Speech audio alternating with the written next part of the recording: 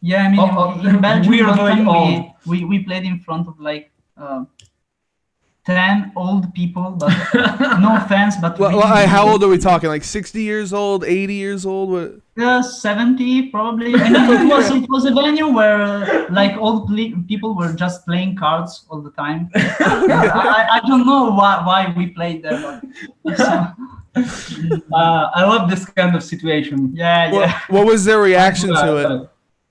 What? What was their reaction to it? Not so. They were They happy. bought a lot of merch, so it was Really? fun. Yeah, Really? yeah. That's They crazy. were like, And one, I don't know what I'm seeing. I'm just happy. yeah, and one. Welcome to episode 108 of the Cassidins Creation. I'm your host, Chris Deerings, of the show where I interview bands and public figures in the Mathcore adjacent communities. If you beautiful people in chat have any questions or comments, feel free to drop them in. I'll try to read them aloud. If you like to sub for $5, you get access to some exclusive emotes, as well as access to the interviews before they hit YouTube and other streaming platforms. You can also sub for free by attaching an Amazon Prime account to your Twitch account. It's like taking $5 from Jeff Bezos' pocket and putting it into mine. If you're watching this on YouTube or listening to this in your car and have no idea what I'm talking about, the show is first shown live on Twitch. Join us every Sunday and Wednesday at twitch.tv/thecassetins for the live cast. With that out of the way, let me introduce our guest today who dropped their new album, Curia, last Friday through I Void Hanger Records. Welcome in Noise Trail Immersion. How's it going, guys? Hello. We're fine, thanks. Quite good. How are you? Oh yeah, I'm doing pretty good. Can't complain at all. Thanks for making it to the stream. If you could tell us who you are, what you do in the band.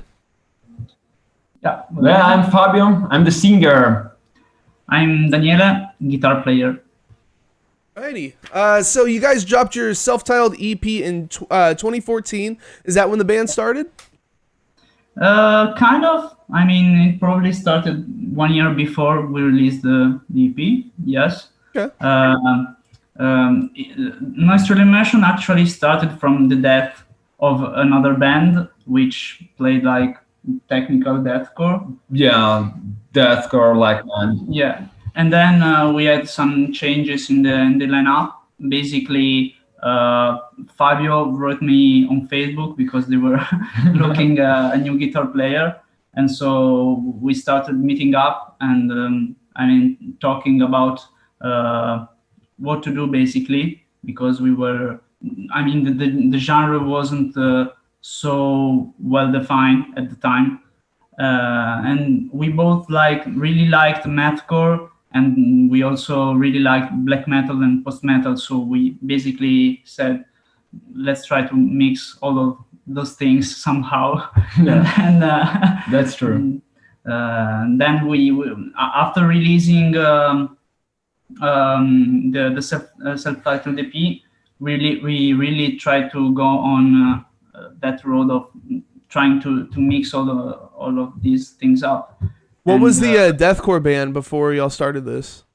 what? What was Sorry? the you mentioned that this is from a deathcore band breaking up? Yeah. What was the band's name? Breeding Fury? What was it? Breeding Fury. Breeding Fury? Okay. Yeah. Is there music out there I can check out? No, maybe something on YouTube. Yeah. Yeah, some EPs. Some songs. And it was Okay. quite basic stuff. I mean, but yeah, good times. So you go from more straightforward deathcore to like the craziest mathcore shit possible. Yeah, kind of. Yes. You ended up dropping what is probably my favorite album of yours, Womb, in 2016. Thing that makes me love it so much is that the way you use panic chords is pretty unique. A lot of bands will just do like stabs in the middle of a breakdown with stabs with panic chords, or they'll like draw out picking it or whatever. And you guys used it as like actual riffs, and it adds this air of like I don't know, it's kind of frightening atmosphere, I guess, like you're in a horror movie. And to me, that was super original. Like I still haven't heard other bands really use that as much. So yeah, that was definitely my favorite one. That's also the first release on Moment of Collapse Records for you guys, which was your home for that album and the next one. How'd you guys hook up with Moment of Collapse?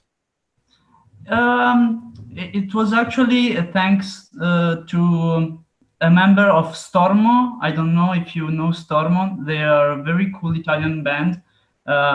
They played like post-hardcore screamo with mathcore elements. Yeah. They sound like Loma Prieta. For anyone following the live, you should totally check them out if you yeah. like chaotic screamo and stuff like that. Super nice people. Yeah, super nice people. In fact, they were really.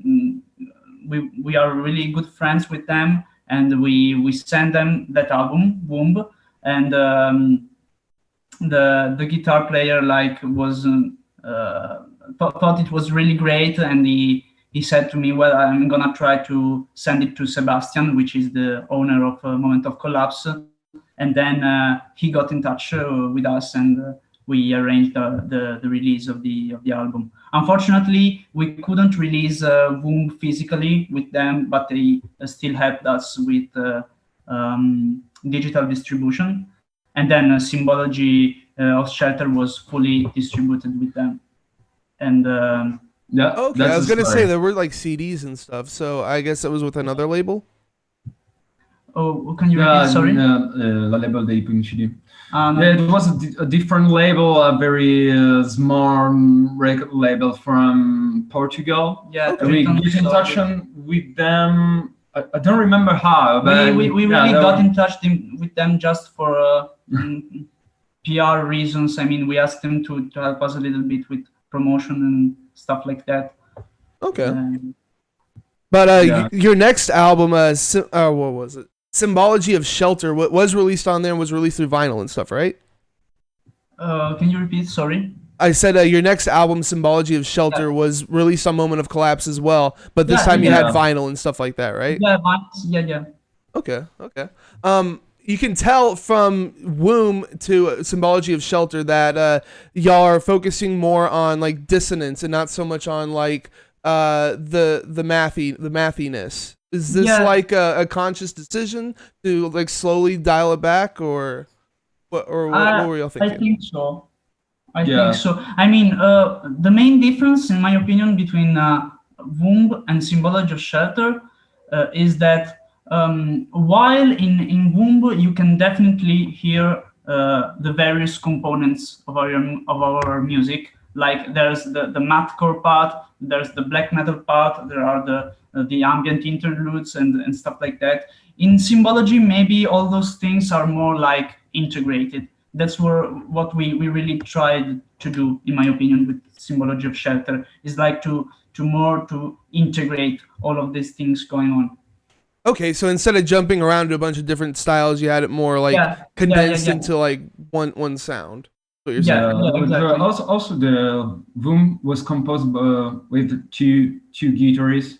Womb was composed by both me and the previous guitar player, which is Davide, while Symbology of Shelter was fully composed by me with my help. Yeah. Fabio is like the art director of the band, so he helps me a lot when it comes to review songs and stuff like that, because I usually write stuff on Guitar Pro software, and I try to send to the other guys not just single riffs of stuff like that, but complete songs. I work really hard on drafting a whole song, and then I send the whole material to them, and he always helps me a lot with reviewing the material, because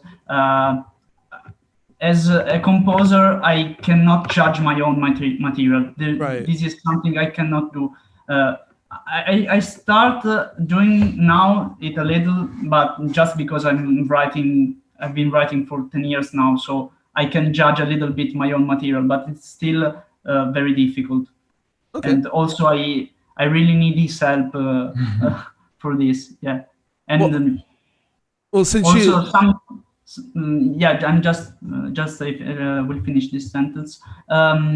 Sometimes we decide conceptual ideas about songs, for example, just like by sitting around the table and talking.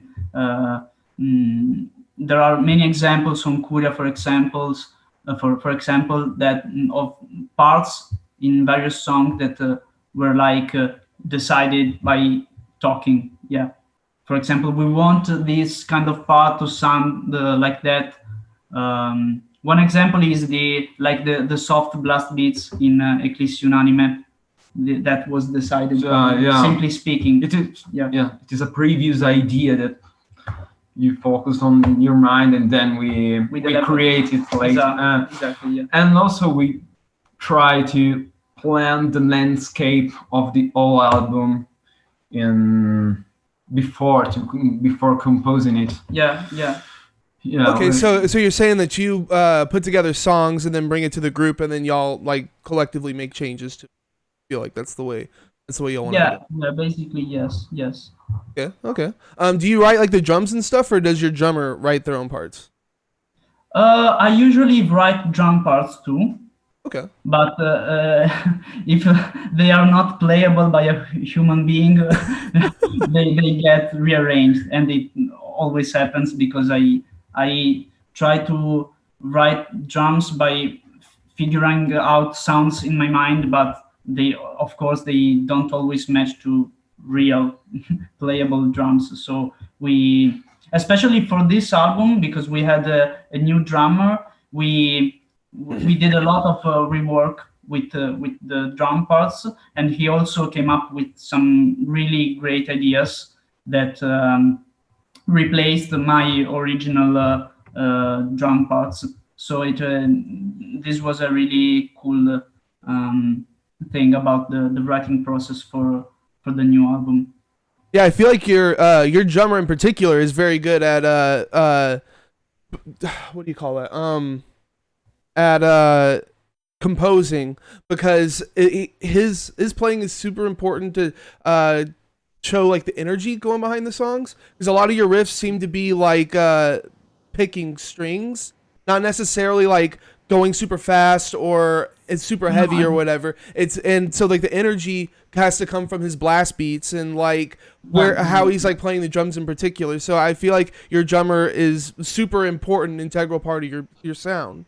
Consider there are 3 different drummers in every record, but the spirit was the same. And then the new drummer, he's basically a hero because he's so young, and as we like to say, he's the only real musician in Noise Trail Immersion. The only one that study things. I don't do basically anything except screaming. So. Well, so now you got your new album, Curio. What's different about it this time around, aside from having a new drummer? He learned all the songs in about 8 months or so. It was. Abbiamo detto cose diverse a parte.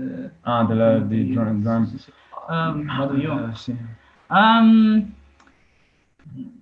I think there was a change of style, but most importantly, a conceptual change. I mean, I think Curio is our most spiritual record so far. It has a different feel compared to the previous works. It's less about the chaos itself, and it has a much more varied mood, in my opinion. And this was just partially a conscious decision, because sometimes with the writing music, it's like you only retroactively understand what happened. I mean, talking about stylistic changes and things like that. I think. Basically, it's much more of a spiritual record, as I already said, and it's less about the chaos. So we try to integrate much more stuff. And also in the last years, me and Fabio have been listening to a lot of dark folk music, which I think it has a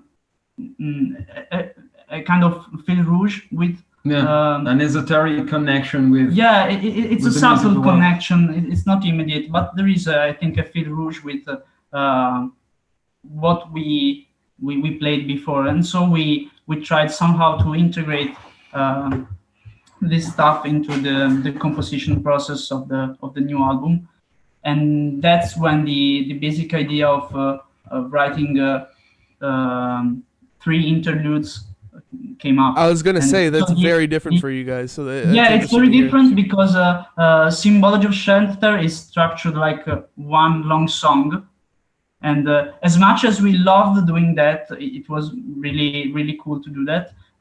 We didn't want to do the same thing again, so we thought about a circular structure before. I mean, all those interludes kind of a similar mood, and we wanted to place this kind of overall feel in three different parts of the record. So that's when the idea basically came up. Panegyrist of God in chat is saying the approach to songwriting seems more introspective somehow. Yeah, so for sure. Did your like approach to it change too? Yeah, but I don't think it was a conscious decision. But retroactively, I can say it's much more introspective. Yeah, I have to say I don't. The creative process is still a mystery to me in general. It's the most beautiful thing on earth for me, but I don't understand it yet. How the ideas just pop into your head and you're just making it come to life. Yeah. So I would say that you guys are dissonant black and death metal, which has always been an aspect of your sound, but now it's much more prominent. Back on Womb, I'd say you're about 50% that and mathcore, and on Symbology, like a little less on the mathcore side, and now it kind of feels like that aspect is almost completely left. Do you agree with that, or how would you describe the sound?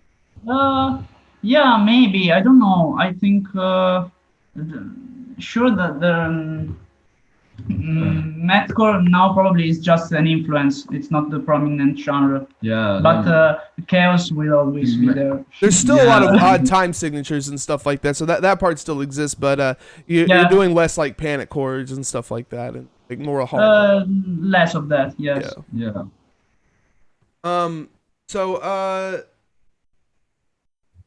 So this was recorded, mixed, and mastered by Andrea Fusini at Fu6 Studios. And he's the guy that's done all your other stuff, right? Or did he just do the one before this? Yeah. Nice. So it's like a home away from home then. What? Sorry, can you So his studio's like a home away from home for you guys then? Yeah, kind of. He's an incredible producer in my opinion. And ironically, he doesn't know anything about our kind of music. No, but he doesn't know anything about metal at all. Yeah, no, and, I mean, he produces a lot of metalcore bands, but purely metalcore. I mean, not mathcore or stuff like that. Super basic stuff and post-hardcore, screamo shit. Basically stuff we don't listen to. But I don't know if you ever listened to Ready Set Fall or, I don't know, Miss White. They were signed with a really great label from America, but he produced a lot of really basic and new metal style things that doesn't. So when y'all brought your craziness to him at first, what was his reaction? Was he just like, "What the fuck are y'all doing?" Exactly. Yeah. No, it was the first time with him was really incredible and cool because he's a really good guy. So he's really kind, but it was, guys, with you I can produce like 3 albums in the same time with your first your first EP. In the same time you can produce much more music and stuff like that. Breakdowns and stuff is all copy and paste, so he's very fast. He totally went crazy. With the last album, he totally went crazy. He was so nervous. It was because I can't tell if you're making a bunch of mistakes or if that's just how the song's supposed to go, right? Yeah. In the song, I'm probably not gonna pronounce this right, but in the song Venente, at around the 3-minute mark, it kind of sounds like there's female vocals. Did y'all have someone guesting on this? No, it's Fabio. Oh. Okay, you just got the voice that can do a large range. It was cool hearing more clean vocals, though. Is that a thing we're going to hear going forward? Yeah, but it was last minute decision. That was I thought, yeah, I can do it. So I kind of hate him a little bit because he doesn't let me hear vocal parts until we are recording the album, and I kind of get mad sometimes for this, but then he records everything perfectly and comes up with awesome ideas, so it's fine. I think it's beautiful, man. I think it's great. But yeah, I didn't knew about, for example, the clean parts in Vanente until we got the final mix. So I think it fits perfectly. It was Like a that's surprise. something that y'all should be trying to incorporate forward. yeah. B Dowdy in chat is saying, are there plans to upload the album on Spotify? So when is that coming to Spotify? Yeah, it should be out very soon. I think probably already tomorrow. I asked the label the other day, and he told me, yeah, in the next days it should be out on Spotify and all other digital platforms. So I Okay. mean, Why did it get delayed? I don't know about that. So bands outside of English speaking areas are kind of put in a pickle. Like, you have to decide if you're going to write lyrics in your national language or in English. And it's either like you write in English and you could open yourself up to a wider audience, but alienate your national audience, or you could speak in your national language, but then maybe alienate some English speaking places. So why did you guys choose to write lyrics in Italian? it was a spontaneous decision because at a certain point I realized that English was not my first language, and when I want to express something, it was every time really difficult. I know it was I passed a lot of hours with the vocabulary, trying to search words that fit with thoughts, and at a certain point I said, no, why I'm doing this? I got my own language. I love my language. I mean, so it is complete, and I can use this. Well, also you're screaming anyway, so unless somebody's like reading the lyrics, they probably wouldn't understand what you're saying anyway. So I kind of see how that works out. Also, with this one, it seems like y'all are you trying to do more of like a spiritual thing this time around, like with the album cover and like what I assume your lyrics are about. So speaking in Italian, it kind of adds this almost religious quality to it, if that makes sense. Yeah. It is. It is So, because. I'm sorry. Go on ahead. No, go on. No, it's okay.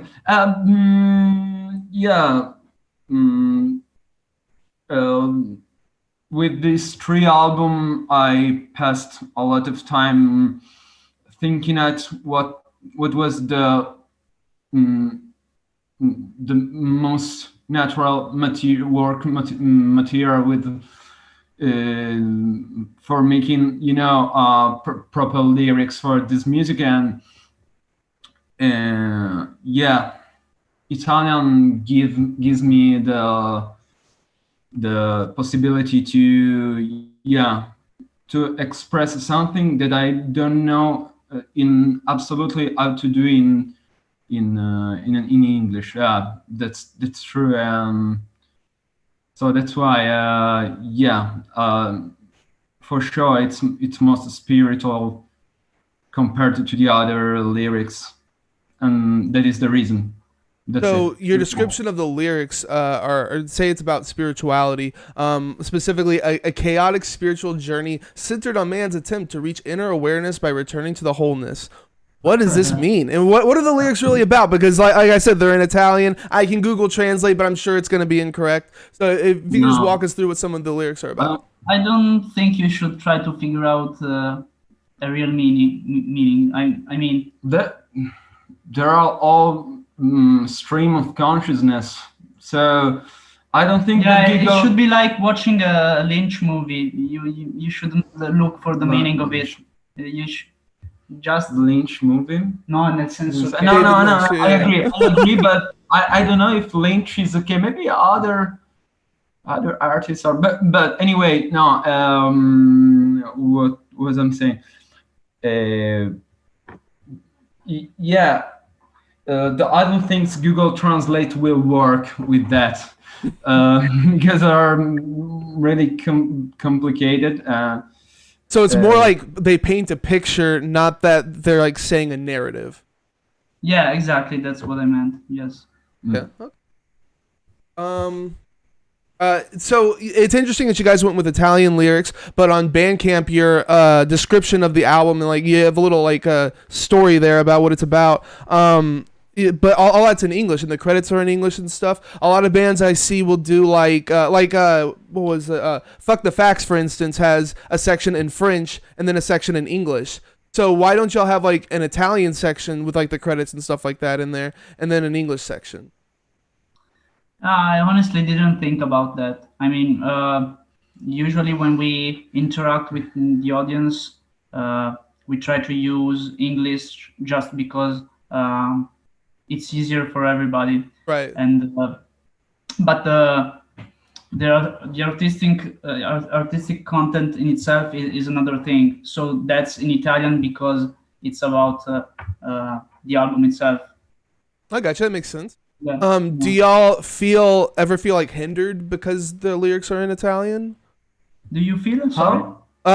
So do you feel like you maybe get less coverage outside of Italy because your lyrics are in Italian? Maybe no, I don't think. I don't think so. I mean, it shouldn't be an issue for this kind of music. I think, for example, also Stormo and the Nero di Marte, Gork also have lyrics in Italy, and I mean that decision didn't prevent their popularity, in my opinion. No, also I like when other bands use their country language. So Yeah. Okay. I don't think it's a problem. You had artwork done by Sergio Padovani. We got it up on stream now. What is going on exactly with the art? Actually, this is a real painting. I mean, we didn't commission him a work to do.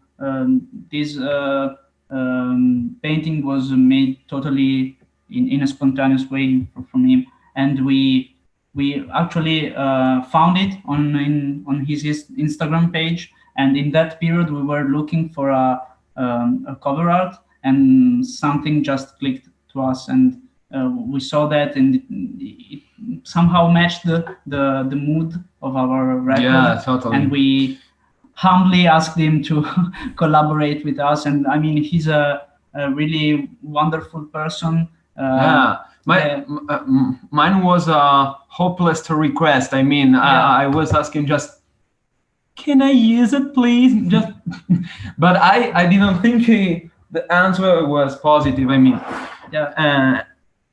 and that was superlative to realize that I could use this type of painting that is, in my opinion, superb. It's wonderful. It's like a spiritual version of a Bosch. It looks like a kind of Euronymous Bosch with the Max Ernst stuff, expressionist stuff. I think it fits perfectly. It's super dark and like kind of unsettling, and that fits exactly what you guys are going for. It's got like a little bit of like the religious and spiritual theme going on too. Like I think this is pretty much perfect, guys. And also it's very different from our previous artworks. I mean, we thought in the first place to kind of continue with this fil rouge of women pictures and stuff like that, like the cover of Womb and the symbol of Shelter. But then we thought, I mean, this new album clearly has a totally different direction. So let's change that also from the artwork point of view. So, y'all mentioned it's a real painting. Do y'all own the painting? What? Y'all mentioned this is a real painting. Yeah. Did y'all buy the actual painting from the artist, or does he still have it? No. Oh, okay. Well, y'all should buy it. Buy that stuff. Put it up in the practice space. Like, dude, I would be like going ham trying to get this thing. Y'all plan on buying it? I don't think We can, Cosa ha detto? cioè nel senso ha chiesto se lo possediamo fisicamente, se l'abbiamo comprato, ma non so se lo vende. I think, yeah, it is exposed in a museum, Oh, actually. really? Okay. Yeah. Okay, that's So, yeah. y'all also did y'all did two music videos this time around. One was a performance vid, and another one you did like a full video on, which is just super disturbing. We're playing it right now. Whose idea was the music video? It is l'ultimo. Sì. Okay, it was my idea. I found this incredible video of a historical Japanese dance that is called Buto dance. That is like an expressionist kind of performance, and the first time I saw it, it was, oh my god, it is, yeah, it is my music on theater. on And so I found this particular performance by Min Tanaka, that is always a Japanese artist. And yeah, it was so obscure, so dark, so deep, so intense. It's very And I- unnerving. It's like it's creepy as hell, honestly. It's creepy as hell, but I don't know if he wanted to sound as creepy. Uh-huh. But it is a journey into the lack of rationality in man. And yeah, it is like a nightmare, that a representation of a nightmare. I mean, I can suggest to all the people that is watching us to check the entire video of Rite of Springs by Min Tanaka. Rite of Springs is also the name of a composition by Igor Stravinsky. Mhm. I don't know if you ever listened to this, and there's always a connection, because Rite of Springs was a point of changement in classical music, with a different approach, different kind of intensities in classical music. Min Tanaka decided to use this name for his theater art, and so I thought, okay, this is mine. This is exactly for me. Oh yeah, That's it. it fits so good. It fits so well. It makes it feel like you're almost watching like kind of like a horror movie or something. Like I don't know. I don't know how to explain it. It's very unsettling. And it fits your music like perfectly. So we got a question here. We ask everybody. What do you put on your hot dogs? What? We have a question that we ask everybody here. What do you put on your hot dogs? My hot dogs. We both are No vegetarian. meat. We both are vegetarian. Oh, okay, okay. So Y'all buy the no meat hot dogs, or do y'all? with No meat hot dogs and caramelized onions. fried onions. No? Oh yeah. Caramelized onions. Caramelized and senape? Which is the English translation for senape? Mustard. Mustard. Okay, okay. I don't like ketchup. Dude, no, I don't like ketchup either. Ketchup's garbage. It's too sweet. No, I don't like it. Yeah, mustard. Yeah, I like mustard too. Yeah. So what's next for you guys? Do y'all have like a tour plan or anything like that? Not yet. We have to Maybe next year. learn to play again. Okay. Actually, yeah, we kind of played the whole album together just 1 or 2 times, probably, just before entering the studio. And now, last week, we started to rehearse again, and we don't have like live shows planned yet, but we can't wait to come back and play live, of course. But I mean, we're still trying to understand where this COVID situation is leading us to. So we really prefer to wait a little bit and see what's happening before like planning a tour. Right. But we hope, I mean, next year to play again. Yeah. Have shows started back up in Italy yet, or are y'all still like kind of What? locked down? Have shows started back up in Italy, or are Yeah, y'all yeah, kind of locked down starting still? again. Yeah, Okay, yeah, that's cool. It's a good sign. yeah. So talking about shows, what's the best show you guys have played? But just one? Oh no, we can go over however many you want to. It is a perdão, que Tech Fest. It is a fairy story for us because the third shows of our life as a band, it was the Tech Fest. That is really great. 2014. In 2014, he was 19, I was 21, and we had a 24 hours drive towards London, yeah, we were really young, and we get in touch with this promoter that said, "Oh wow, you are so cool! We want you in my festival, in my technical metal festival," and we were like, "Oh my god!" Nice. That's like before you guys got much traction, right? That's like right after your EP release, I imagine. Se c'era solo l'EP? No, can you repeat? Sorry. Can you repeat the question? That was like just after your EP release, right? Like y'all haven't done anything else. Yeah. That must have been crazy. We played with Viljarta and other bands are Sikt, and other really big bands. And that must have been sick. Yeah. That must have been crazy for you guys. Like, how big was the crowd you played to? So excited. Yeah. So excited. How big was the Also, crowd that you played to? What? Sorry, I didn't. How big was the crowd that you guys played to? But not so big, much not actually, big, because we were but of it course was, one of the everything was opening perfect. bands, but that was cool. I mean, Yeah, that sounds awesome. It was a paradise anyway. Yeah. Yeah. Other cool shows. I mean, we toured in Europe in 2017 after Womb released, and there were a couple of really great shows there. One in Budapest, I think.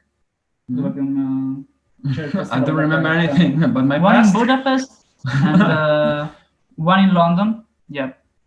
And also a couple of great shows in Italy. The release party of both Symbology of Shelter and Womb were really great shows. Yeah. Good. And also Dissonance Festival in Italy. We opened for Entombed. That was in Frantic Fest. Frantic Fest in Italy, very cool. And also a Dissonance Festival in Italy. Yeah. So you guys have been like around the ringer, then played a lot of festivals and stuff like that. Are there any? I guess you said there weren't plans to do a Curio release show. There will be, I think, but next year probably we will try to do that when the vinyl will be released, because it will be released in March. Unfortunately, due to the pandemic, I mean, right.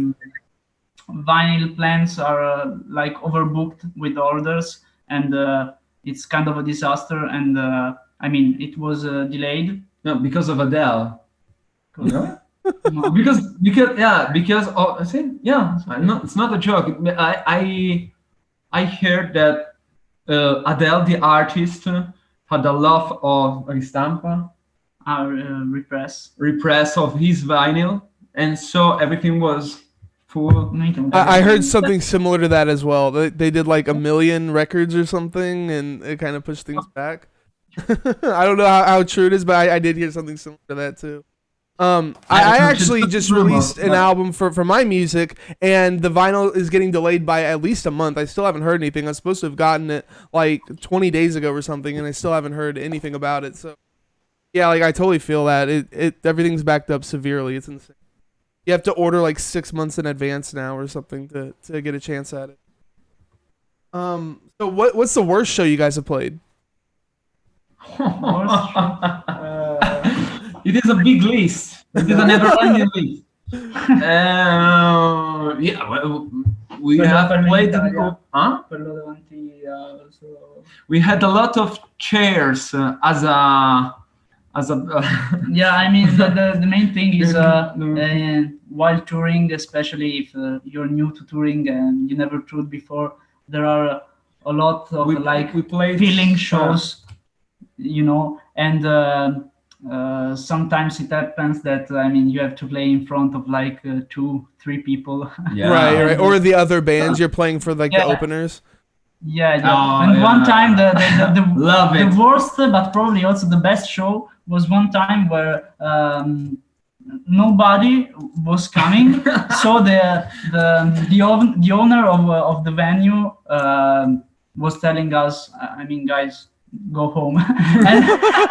But at the last moment, one friend of us came, and he was like, "No, you're not playing. Why?" And then we played in front of him, just him. Era Brescia, mi sembra. Oh yeah, Sì, yeah, sì. yeah. So cool. Yeah. Yeah. Good memories. So, what's the weirdest show you guys have played? Like either the venue, something really odd, or something weird happened. I don't know. Once in Belgium, we were in front of a bunch of old guys. Do you remember? In Belgium, we were in Belgium, and the people was really old. Yeah, I mean, in Belgium, weirdly one time old. we played in front of like 10 old people, but no fans. But Well, how old are we talking? Like 60 years old, 80 years old? What? 70 probably. I mean, it was a venue where like old people were just playing cards all the time. I don't know why we played there, but I love this kind of situation. yeah. What was their reaction to it? What? What was their reaction to it?